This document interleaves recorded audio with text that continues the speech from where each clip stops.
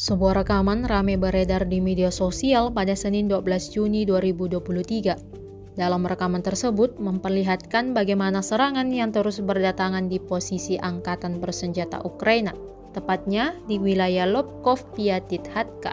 Alih-alih mereda setelah setahun berlangsung invasi, konflik antara dua negara bertetangga ini justru semakin memanas.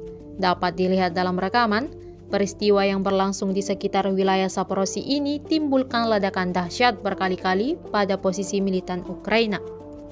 Diketahui imbas dari serangan ini, ada banyak sekali personel militer angkatan bersenjata Ukraina yang tewas dan peralatan militer yang juga ludes terbakar hingga hancur total.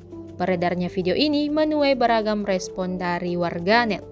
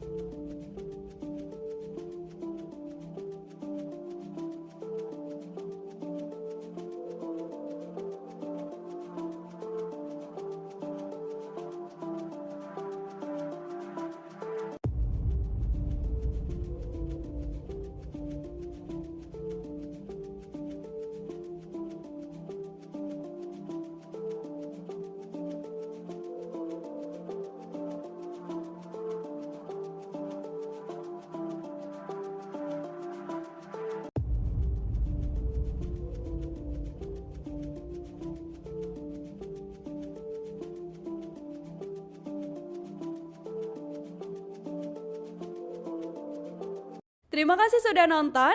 Jangan lupa like, subscribe, dan share ya.